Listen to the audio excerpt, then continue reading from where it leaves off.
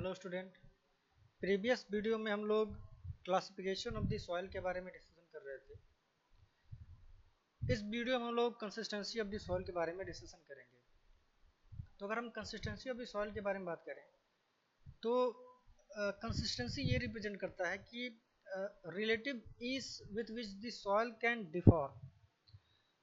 और अगर हम कंसिस्टेंसी ऑफ द सॉइल की बात करें तो it is defined the degree of the firmness of soil which may be termed as the soft, steep or hard. Indirectly अगर हम सॉइल को कहें, मतलब इनडायरेक्टली अगर हम कंसिस्टेंसी ऑफ द सॉइल के बारे में डिस्कशन करें तो ये रिप्रेजेंट कर रहा है shear strength of the soil. ठीक है, तो अगर हम इस टर्म को यूज करें तो ओनली जो है कंसिस्टेंसी ऑफ द सॉइल जो है आपका फाइन ग्रेन सॉइल और जो है आपका वाटर कंटेंट पे जो है डिपेंड करता है। ठीक है, तो कंसिस्टेंसी के लिए इसमें देख लीजिए, इसमें टर्म जो है दिया हुआ है। ठीक है, देखिए consistency is the term used to describe the ability of the soil to resist rupture and deformation. It is commonly describe as soft, stiff और फर्म एंड हार्ड। ठीक है, स्टेटमेंट इसको देख लीजिए। ठीक है, the water content greatly affect the engineering behaviour of fine grain soil in the order of increasing moisture content.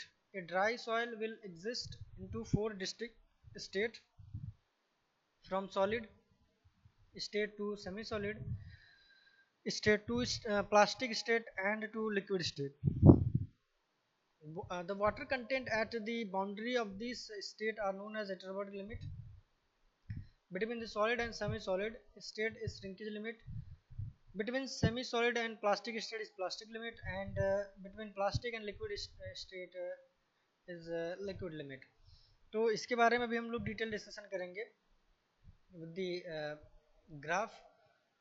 तो देखिए कंसिस्टेंसी ऑफ द सॉइल जो है हम डिफाइन करेंगे कि अगर कोई सॉइल है, ठीक है, और सॉइल में सॉइल की अगर हम कह लीजिए कि हर एक पार्टिकल, ठीक है, जो मिनरल जो भी आपका सॉइल बना हुआ है वो different kind of the mineral से बना हुआ है। ठीक है, मतलब कह लीजिए कि heterogeneous part of the mineral.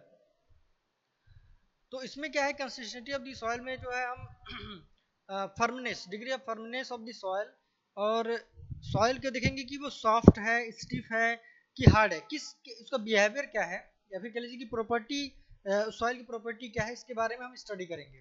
ठीक है, जैसे कि इसमें क्या है, हमने पहले डिस्कस किया कि इसमें जो है हम सिर्फ जो है फाइन ग्रेन सॉइल के बारे में डिस्कशन करेंगे, और वो भी वाटर कंटेंट के साथ, यानी वाटर कंटेंट की वैल्यू को जो है हम जो है कह लीजिए कि लो लेवल, मतलब स्मॉल अमाउंट से लेकर जो है एक लार्ज अमाउंट में, यानी सैचुरेशन से लेकर सुपर सैचुरेशन तक जो है हम वाटर कंटेंट के वेरिएशन को वेरी करेंगे इसमें।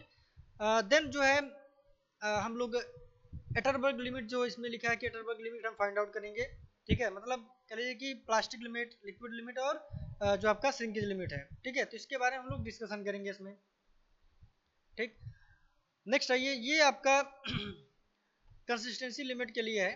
ठीक है, तो इसमें जो हम डिस्कशन करेंगे, जैसे कि इसको अगर समझने की बात करें, ठीक है, जैसे कि ये ग्राफ समझिए कैसे बना हुआ है। ये ग्राफ जो है आपका वॉल्यूम ऑफ द सॉइल मास और वाटर कंटेंट के बीच में प्लॉटेड है। ठीक है, जिसमें एक आपका जो कॉर्नर जो है रिप्रेजेंट कर रहा है सॉलिड स्टेट, देन जो है ये सेमी सॉलिड, प्लास्टिक और लिक्विड। तो एक एग्जांपल के तौर पे इसको समझते हैं। देखिए इसको कैसे डिफाइन कर सकते हैं, एक मिनट। जैसे माना आपने कोई फाइन पाउडर फॉर्म में कोई आपने सॉइल लिया, ठीक है, सॉइल समझ लिए कि वो पाउडर फॉर्म में है। ठीक है, सॉइल क्या है आपका, पाउडर फॉर्म में है। ठीक है, सॉलिड स्टेट में नहीं है, पाउडर फॉर्म में है। ठीक है, कोई सॉइल है जो कि पाउडर फॉर्म में है। ठीक है, एक निश्चित क्वांटिटी में आप उसको ले लीजिए। ठीक, आप उसमें स्मॉल अमाउंट वाटर ऐड करिए। तो जब आप उस पाउडर फॉर्म सॉइल में कुछ मात्रा में अगर आप वाटर को ऐड करेंगे तो देखते होंगे कि कुछ सॉइल आपस में, मतलब मॉइस्चर मिलते ही क्या इकट्ठा हो जाते हैं। ठीक है, इकट्ठा होके एक सॉलिड स्टेट लेते हैं। ठीक है, तो आप उसी प्रकार उसमें इतना मात्रा में जो है आप वाटर ऐड करिए कि वो पूरा जो पाउडर फॉर्म में सॉइल है एक सॉलिड स्टेट ले ले, ठीक है। तो जब उसमें एक निश्चित क्वांटिटी में वाटर ऐड करेंगे तो पाउडर फॉर्म का जो सॉइल है वो सॉलिड स्टेट में कन्वर्ट हो जाएगा, ठीक है। मतलब सॉलिड कहने का मतलब क्या कि वो सैचुरेटेड सॉलिड रहेगा, ठीक है। मतलब जो भी ग्रेन्स हैं, जो सॉइल के पार्टिकल हैं, वो स्टिक आपस में जो है अटैच हो जाएंगे, ठीक है। उसमें कोहेसिव प्रॉपर्टी आ जाएगी और आपस में अटैच हो जाएंगे, ठीक है। तो उसमें क्या है कि अभी जस्ट वो सैचुरेट हुआ है, ठीक है, कह लीजिए पार्शियली सैचुरेटेड है, ठीक है। अब उसमें एक निश्चित क्वांटिटी क्या है, जैसे कि अभी वो सॉलिड स्टेट में आया है, ठीक है, सॉलिड स्टेट में आया है। देन फर्दर क्या है, उसमें आप थोड़ा और वाटर ऐड करेंगे, ठीक है, थोड़ा और वाटर ऐड करेंगे। जैसे मान लीजिए आपका ये आपका सैचुरेशन स्टेट है, ठीक है, S=1 इसको कह लीजिए, ठीक। अब क्या है, उसमें और वाटर ऐड करेंगे तो एक लिमिट के बाद क्या है कि वो, जैसे मान लीजिए आपका अगर आपने S=1 मतलब आप सैचुरेशन उसको किए तो वो एक बॉल के शेप में हो गया, ठीक है, सैचुरेटेड बॉल शेप में एक सॉलिड फॉर्म में है। लेकिन आप क्या है उसमें शेप में बहुत ही माइन्यूट चेंज है, उसे आप जो अर्थ के नीचे रखेंगे, ठीक है, ग्राउंड पे उसको पुट करेंगे तो बहुत ही माइन्यूट जो है इसमें शेप में डिफॉर्मेशन होगा, ठीक है। लेकिन अगर आप फर्दर आओ उसमें वाटर आप सैचुरेट कर दीजिए, ठीक है, मतलब जो आपका ये रीजन रिप्रेजेंट कर रहा है, ये रीजन आपका क्या है, S=1 तो 1 स्टार का मतलब क्या है, ये सुपर सैचुरेशन हो गया, ठीक है। मतलब इसके लिमिट से आपने ज्यादा वाटर इसमें ऐड कर दिया तो क्या होता है, आप देखते हैं कि जब इस वाटर सॉइल में अगर आप ओवर जो है वाटर ऐड कर देंगे, ठीक है, सुपर सैचुरेशन जब हो जाएगा तो आप देखते होंगे कि ये क्या है, कुछ फ्लो करने, जैसे ये जो आपका सॉलिड है ये कुछ जो है इस प्रकार जो फ्लो करना स्टार्ट कर देगा, ठीक है। फ्लो करने का मतलब ये नहीं कि कुछ पार्ट जो फ्लो करके बाहर चला गया, फ्लो लाइक लिक्विड नहीं, ठीक है। आप इसमें इतना ही वाटर करिए ताकि इसमें ये इसका बस शेप जो है ऐसे स्प्रेड करता है, ठीक है, ऐसे। तो सॉलिड, ठीक है, आपने पार्शली सैचुरेट किया तो सॉलिड, फिर जब थोड़ा और आपने वाटर ऐड किया तो सेमी सॉलिड में कन्वर्ट हुआ, ठीक है। थोड़ा आपने और ऐड किया तो प्लास्टिक स्टेट हुआ, और उसमें अगर और ज़्यादा ऐड कर दिया आपने पानी, ठीक है, तो वो कह लीजिए कि ग्राउंड है और ये पूरा जो है इस प्रकार का फ्लो कर जाएगा इस पर ऐसे, ठीक है, ऐसे पूरा फ्लो कर जाएगा। लेकिन इसमें कोई पार्ट जो है ये नहीं कि जो है कोई पार्ट जो है डिसइंटीग्रेट होकर आगे फ्लो कर रहा है, ऐसा नहीं, ठीक है, इतना नहीं। तो यही ये रिप्रेजेंट कर रहा है। तो जैसे कि अगर पार्शली सैचुरेटेड है, ठीक है, जस्ट सैचुरेशन अभी है, तो अगर हम वाटर कंटेंट, ठीक है, अगर वाटर कंटेंट में थोड़ा भी अगर हम चेंज कर रहे हैं, ठीक है, तो उससे क्या है कि उससे अगर वॉल्यूम ऑफ वॉइड की बात करें तो उसमें कोई चेंज नहीं होगा, ठीक है। अगर आप थोड़ा सा भी ऐड, जस्ट सैचुरेशन किया और थोड़ा और आपने वाटर ऐड कर दिया, ठीक है, तो सेमी सॉलिड में चला गया, ठीक, या फिर प्लास्टिक में चला गया, तो इसका मतलब ये नहीं कि जो है उसमें जो वॉल्यूम ऑफ वॉइड है वो चेंज हो गया, या फिर total volume of the solid वो चेंज हो गया, ठीक है, वॉइड रेशियो, पोरोसिटी, ये सब में भी कोई चेंज नहीं हुआ है, ठीक है। लेकिन अगर आप जैसे ही क्या है कि ओवर सैचुरेट करते हैं, ठीक है, जैसे आप सॉलिड स्टेट तो कोई बदलाव नहीं होगा, उसके बाद जैसे ही आप सुपर सैचुरेशन करेंगे, ठीक है, तो उसमें क्या है कि वॉल्यूम जो है, वॉल्यूम ऑफ वॉइड या टोटल वॉल्यूम ऑफ सॉलिड, ठीक है, पोरोसिटी, ये सब कुछ चेंज हो जाएगा। अभी ये नेक्स्ट जो है फिगर के थ्रू आप समझने की कोशिश करेंगे। देखिए देखिए जैसे क्या है कि अभी जीरो सैचुरेशन है, ठीक है, मतलब ड्राई कंडीशन है, सॉलिड और एयर है, यानी 2D टू फेस है, ये टू फेस डायग्राम, ठीक है। अब एक काम करिए कि आप उस सॉइल में जो है आप कंप्लीटली जो है सैचुरेट कर दीजिए, ठीक है, जस्ट सैचुरेशन, जो एयर वाइड है उसको आप पूरा फिल कर दीजिए वाटर से, ठीक है। तो ये जस्ट सैचुरेशन वाला केस हो गया, ठीक। एक मिनट, जैसे इसको फिर से समझिए, कोई पाउडर फॉर्म में ये आपके पास सॉइल है, ठीक है, या फिर एग्जाम्पल के तौर पे समझ लिए ये आप आटा समझिए, ठीक है, आटे के टर्म में भी इसको आप समझ सकते हैं, ठीक, इस तरह का है। इसमें आप कुछ मात्रा में आपने क्या है वाटर ऐड कर दिया, ठीक है, वाटर ऐड किया, अभी जस्ट ऐड किया, ठीक है। तो बस क्या हो कि जब वाटर ऐड करेंगे तो क्या होगा कि उसमें कोहेसिव प्रॉपर्टी जो है एक्टिवेट हो जाती है, तो क्या है जो भी ग्रेन्स आपको दिख रहे हैं, पार्टिकल दिख रहे हैं, वो आपस में स्टिकली जो है अटैच हो जाएंगे, ठीक है।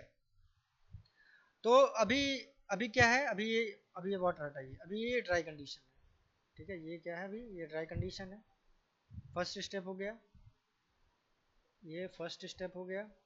सेकेंड स्टेप में क्या है कि आप जो है इसमें वाटर ऐड करिए, ठीक है। इसमें आप वाटर ऐड कर दे रहे हैं, कुछ मात्रा आपने वाटर ऐड किया, ठीक है। तो वाटर जब आप ऐड करेंगे तो समझ लीजिए आप इस कंडीशन पे आ गए, सॉलिड स्टेट वाले कंडीशन पे, ठीक है। ये आपका सॉलिड स्टेट कंडीशन है, आपने जो है वाटर ऐड किया तो S इजकल टू 1 हो गया, ठीक है। और S इजकल टू 1 हो गया तो इसका मतलब ये नहीं, आप इसमें थोड़ा और भी ऐड कर दिए पानी, तो इसका मतलब ये नहीं कि जो वॉल्यूम ऑफ वॉइड है या total volume of the solid है, ठीक है, या पोरोसिटी या वॉइड, इसमें कोई जो चेंज होगा, ऐसा कुछ नहीं, इसमें चेंज अभी नहीं होगा। चेंज तब होगा, अब यहाँ से देखिए, यहाँ से चेंज आपका होगा, यहाँ से आप जब जैसे ही ओवर सैचुरेट करेंगे, सुपर सैचुरेट करेंगे, ठीक है, स्टार यहाँ लगा दिए, ठीक है, 1 स्टार के मीन्स ये सुपर सैचुरेशन हो गया। उसके बाद जो है आपका जो वॉल्यूम में चेंज होगा, ठीक है। आप देखिए ऐसे यहाँ पे अब जस्ट सैचुरेशन होगा, तो ये कंडीशन जो है ये वाला है, ठीक है, जो S equal to 1 just saturation आपका ये वाला सॉलिड स्टेट वाला कंडीशन है, ठीक है।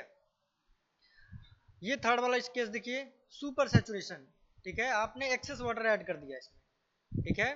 तो एक्सेस वाटर आप ऐड कर देंगे तो ये जो है थोड़ा इंक्रीज कर जाएगा, ठीक। तो ये आपका, ये देखिए, ये आपका ये पूरा एक्सेस सैचुरेशन वाला, एक्सेस वाटर एडेड वाला है, सुपर सैचुरेशन है, ठीक है। तो ये सेमी सॉलिड, प्लास्टिक और लिक्विड स्टेट, ठीक है। तो जैसे जैसे आप वाटर की क्वांटिटी बढ़ाते जाएंगे, ठीक है, ये सभी स्टेट जो है आगे फर्दर प्रोसीड करते रहेंगे, ठीक है।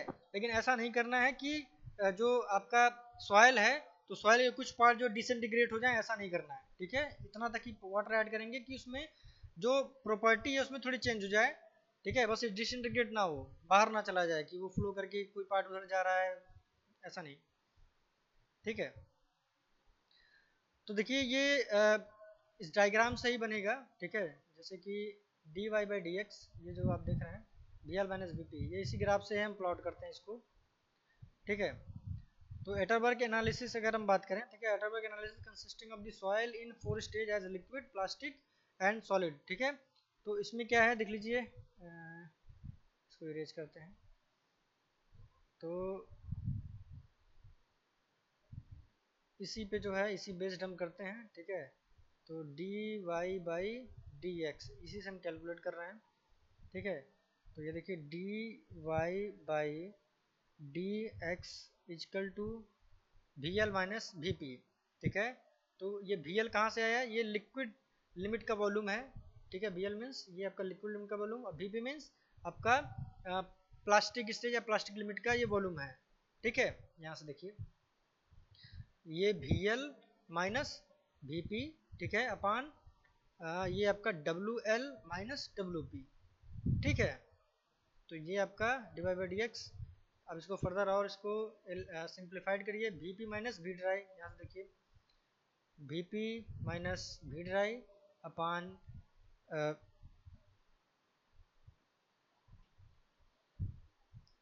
आपका जो है WP माइनस WS,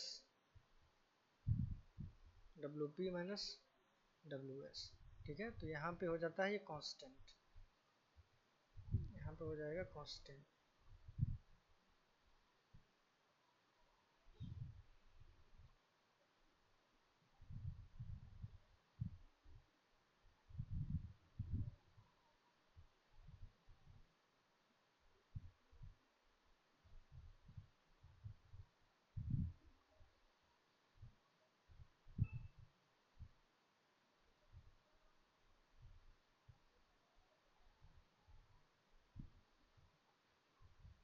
ठीक है। तो वाटर कंटेंट के अगर स्टेज की हम बात करें, तो अगर वाटर कंटेंट की अगर स्टेज को हम बढ़ाते जाते हैं, स्टेज ऑफ कंसिस्टेंसी अगर one stage to another stage में जाता है, ठीक है, तो उसको जो है हम लोग टर्म करते हैं कि उस कंसिस्टेंसी लिमिट को ही हम जो है एटरबर्ग लिमिट कहते हैं, ठीक है। तो अभी इसमें जो है हम लोग लिक्विड लिमिट के बारे में डिस्कशन करेंगे। तो अगर लिक्विड लिमिट की अगर हम बात करें, तो liquid limit as a minimum water content at which soil has tendency to flow, या तो ये कह सकते हैं, या तो ये भी कह सकते हैं कि अगर कोई सॉइल की अगर लिक्विड लिमिट की अगर हम बात करें तो जो है उसमें कम से कम जो है 2.7 किलो न्यूटन पर स्क्वायर मीटर का, ठीक है, जो आपका शियर स्ट्रेंथ जो है ये जो है आना चाहिए इसमें, it's poses to be shear strength of 2.7 kilometre पर स्क्वायर मीटर, इतना तो शियर स्ट्रेंथ इसमें होना ही चाहिए उस सॉइल में, ठीक है। और अगर टर्म के बारे में मतलब कुछ उसमें नोट्स के बारे में डिस्कशन करें तो अगर लिक्विड लिमिट किसी सॉइल का अगर लिक्विड लिमिट जो है हायर वैल्यू अगर आ रहा है, ठीक है, तो ये रिप्रेजेंट करता है कि वो हाईली कंप्रेसिबल भी होगा, ठीक है। तो इसमें स्टेटमेंट को देख लीजिए, स्टेटमेंट क्या कह रहा है कि liquid limit is defined as the minimum water content at the percentage of dry base at which the soil change its state from liquid to plastic state, ठीक है, कोई दिक्कत नहीं।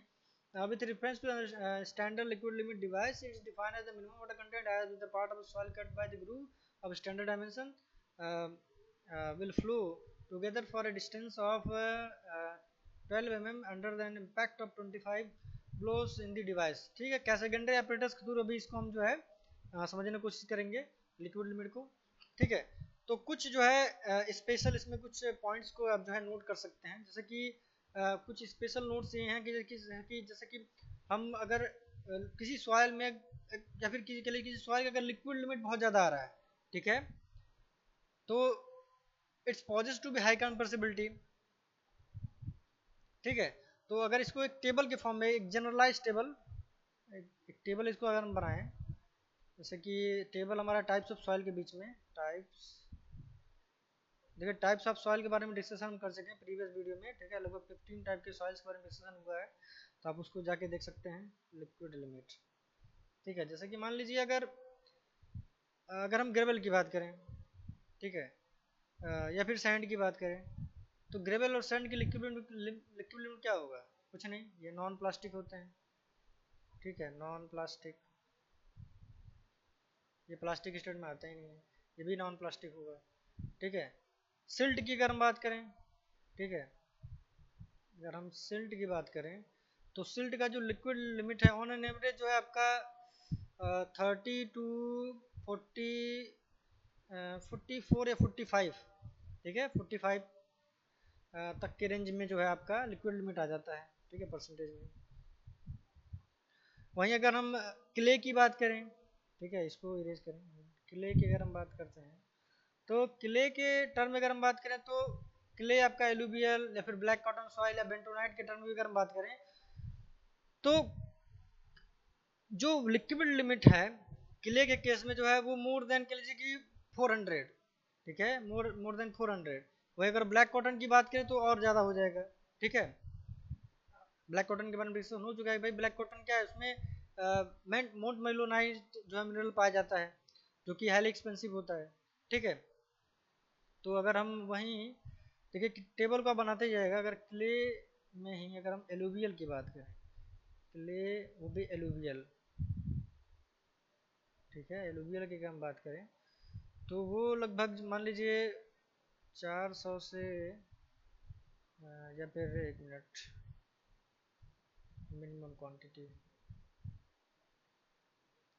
मिनिमम आपका जो है इसमें हो सकता है कि 100 से आपका 400 तक, ठीक है। और क्ले अगर हम ब्लैक कॉटन सॉइल की बात करें, ब्लैक कॉटन सॉइल, तो इसका जो है आपका कह लीजिए कि 450 से लेके 600% तक जा सकता है, ठीक है। तो यही टर्म डिफाइन कर रहा है कि इन सब का क्या लिक्विड लिमिट बहुत ज़्यादा होता है, तो लिक्विड लिमिट ज़्यादा रहेगा तो उसका कंप्रेसिबिलिटी भी बहुत ज़्यादा होगी, ठीक है। तो अगर higher value of the liquid limit due to presence of montmorillonite mineral, ठीक है, ब्लैक कॉटन सॉइल क्या कंटेन करता है, मोंटमोइलोनाइट, ठीक है। और वह अगर बेंटोनाइट की बात करें तो बेंटोनाइट का भी ज़्यादा है, ठीक है, बेंटोनाइट का भी बहुत ज़्यादा है। बेंटोनाइट की अगर हम बात करें तो वो 450 से लेके 900 तक का परसेंटेज में है, ठीक है। तो भाई अगर हम इसके डिस्क्रिप्शन की बात करें, डिस्क्रिप्शन को भी नोट कर लीजिए आप, जगह नहीं इसमें।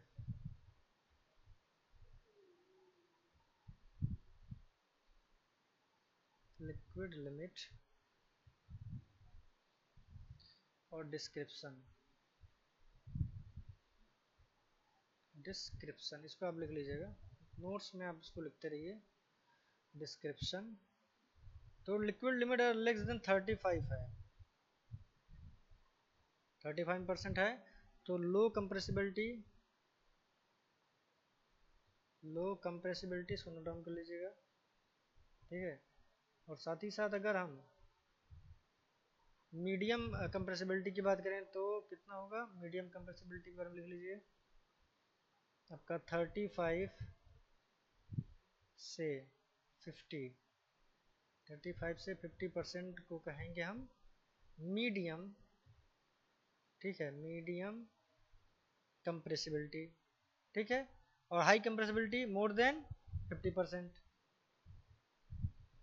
मोर देन 50% होगा हाई के लिए, मोर देन 50% हाई कंप्रेसिबिलिटी। तो आप इस टेबल को भी ड्रा कर लीजिएगा, ठीक है, इंपॉर्टेंट है, ठीक है।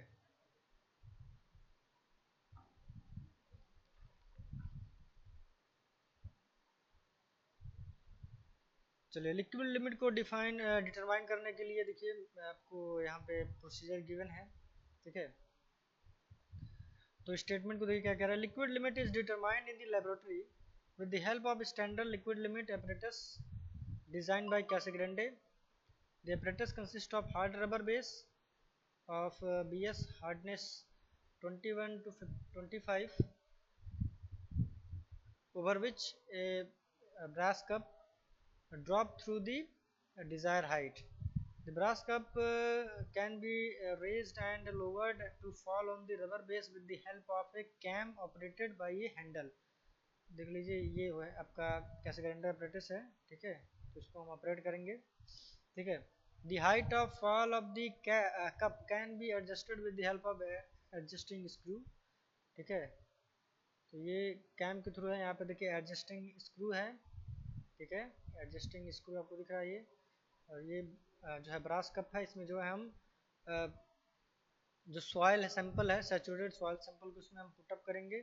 और ये जो है आपका कैसेग्राइंडर टूल है, इस कैसेग्राइंडर टूल से हम ग्रुप बनाते हैं उसमें, ठीक है। तो प्रोसीजर को और पढ़िए इसमें, देखिए before starting the test the height of the fall of the cup is adjust to 1 centimetre, ठीक है। तो ये जो आप देख रहे हैं ना, ये 1 सेंटीमीटर जो है फॉल करना चाहिए, इसके बीच में 1 सेंटीमीटर गैपिंग हमें एडजस्ट कर रहे हैं, ठीक है। जो ग्रूविंग टूल दो प्रकार के हैं, कैसेग्राइंडर और एएसटीएम टूल। ये देखिए आपका ये कैसेग्राइंडर का है, ठीक है, कैसेग्राइंडर और एएसटीएम का टूल ये है, ठीक है।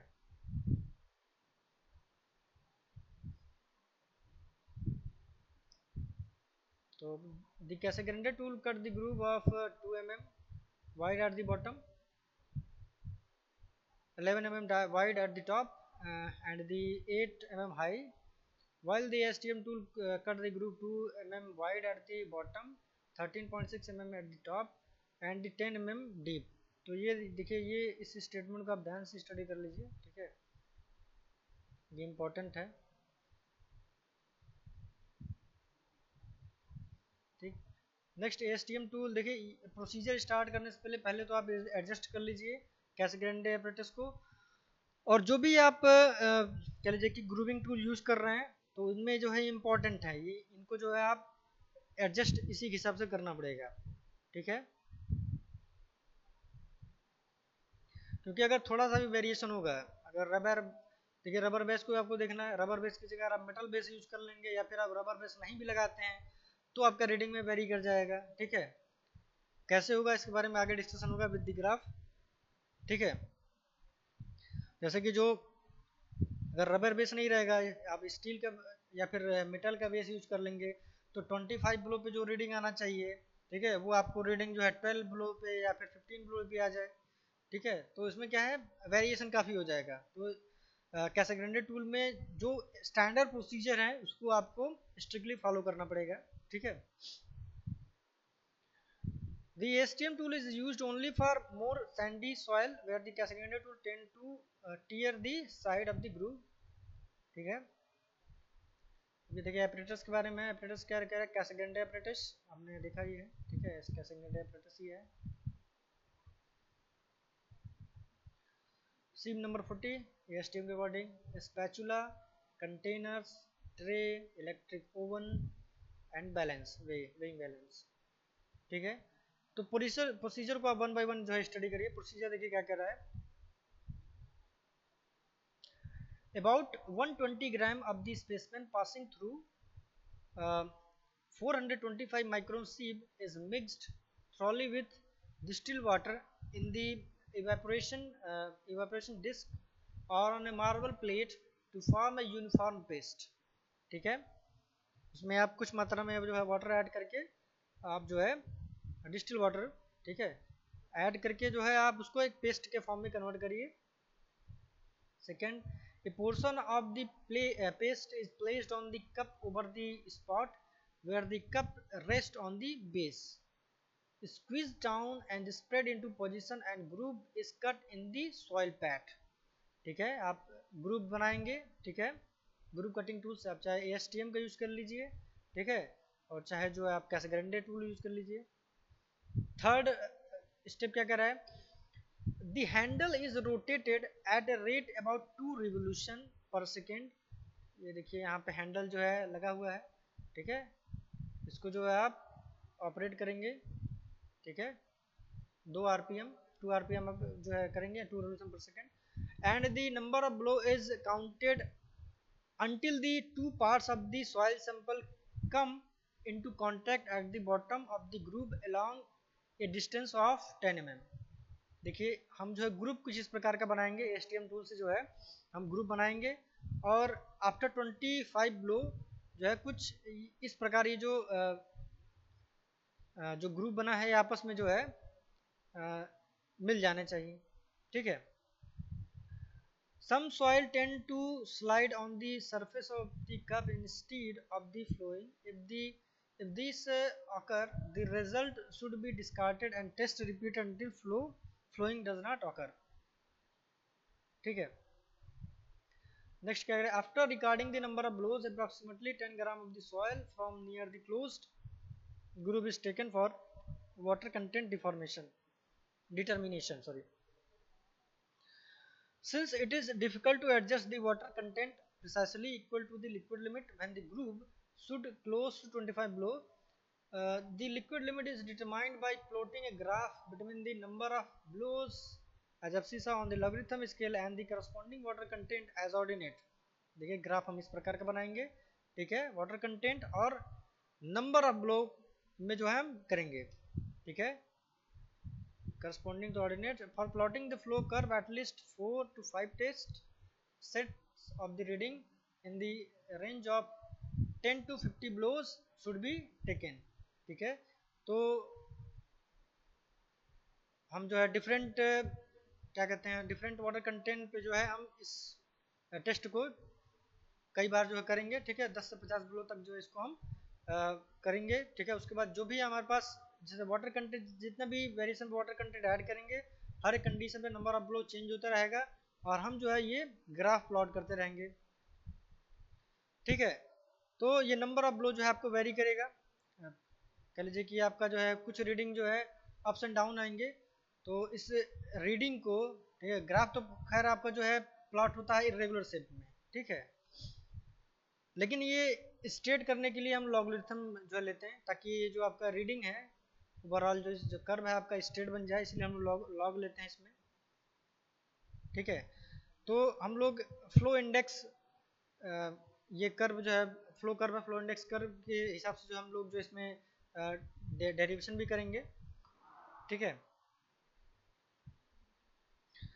तो अगर हम slope of the flow curve की बात करें तो slope of the flow curve is term of the flow index which represent the rate of loss of shear strength with increase in water content. ठीक है, जैसे जैसे हम वाटर कंटेंट को जो है बढ़ाते जा रहे हैं, सॉइल अपना जो शियर स्ट्रेंथ है वो लूज करते हुए चला जा रहा है। ठीक है, तो एक मिनट इसको इस कर्व का ड्रा कर लीजिए।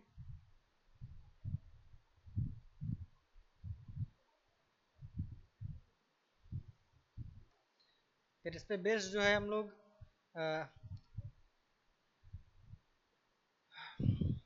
फ्लो इंडेक्स का भी एक जो है फार्मूला हम लोग ड्राइव करेंगे।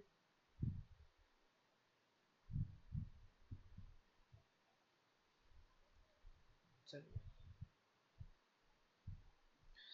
ठीक है, तो slope of the flow curve अगर हम डिटरमाइन करें, एक मिनट,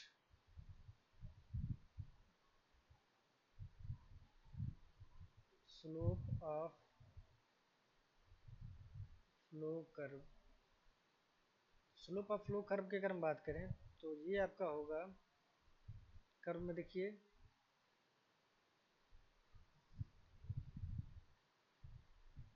इसमें देखिए, मान आप कुछ भी आप ले लीजिए W1, ठीक है, यहाँ से, और W1 पे अब नंबर ऑफ ब्लोज, यहाँ से आप जैसे ये W1 है जूम कर लीजिए, ये W2 है, ठीक है, यहाँ से कोई n नंबर ऑफ ब्लोज, ठीक है, तो ये W1 था, तो इसको आप N1 पुट कर दीजिए, इसको आप N2 कर दीजिए। ठीक है, क्योंकि इसमें लार्ज वेरिएशन है तो साथ में आप लॉग को ज़रूर ऐड कर दीजिएगा। ठीक है, जब आप स्ट्रेट लाइन कर्व बना रहे हैं, ठीक है, जब उसको आप नॉर्मलाइज कर रहे हैं, लॉगरिथम ले रहे हैं उसमें, ठीक है, तो आप उसमें लॉग ऐड कर दीजिएगा। ठीक है, तो स्लोप ऑफ फ्लो कर्व अगर हम करें, डिस्कशन करें, तो उसमें W1 minus W2 upon logarithm ये ले लीजिए इसमें, ठीक है, log N1 minus log N2। ठीक है, तो ये, इसके बाद अब फ्लो इंडेक्स आप कैलकुलेट करिए। फ्लो इंडेक्स के लिए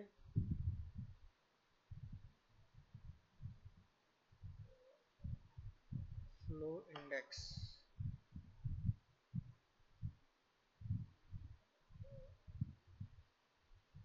फ्लो इंडेक्स के लिए आप मॉड ले लीजिए, मॉड W1 माइनस W2, ठीक है, upon log N1 minus log N2। ठीक है, फिर नेक्स्ट स्टेप क्या हो जाएगा आपका,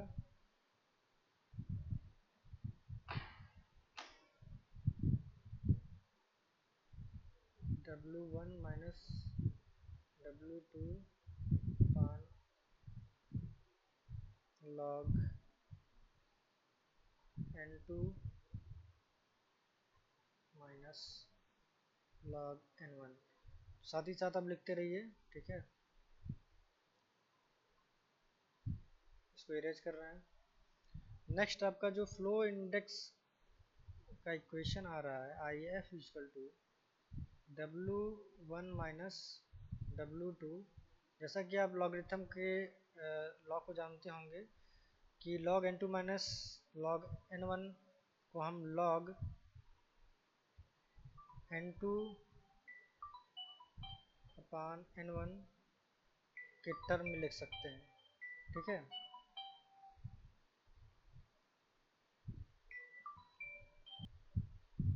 ठीक है, तो ये आपका फ्लो इंडेक्स का फार्मूला है, आप इसको नोट डाउन कर लीजिए। ठीक है, इसको नोट कर लीजिए, फ्लो इंडेक्स का ये फार्मूला है आपका।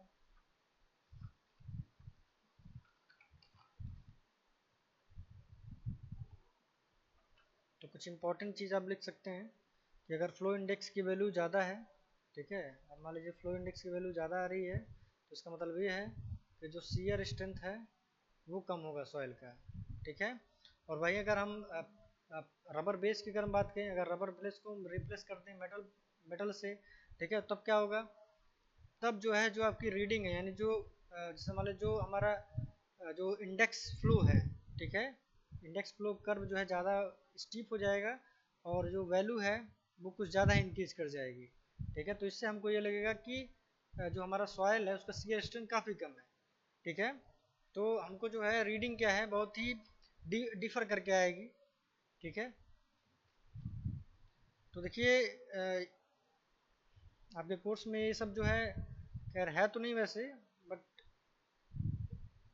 सभी चीज़ें आपस में इंटर रिलेटेड हैं, तो कुछ कुछ जो छोटी चीज़ें हैं उसके बारे में हम लोग डिस्कशन कर ले रहे हैं, ठीक है। तो नेक्स्ट वीडियो में हम लोग प्लास्टिक लिमिट के बारे में डिस्कशन करेंगे, ठीक है। तो आज के इस वीडियो में इतना ही। नेक्स्ट वीडियो में हम लोग प्लास्टिक लिमिट के बारे में डिस्कशन करेंगे, ठीक है। Okay, thank you.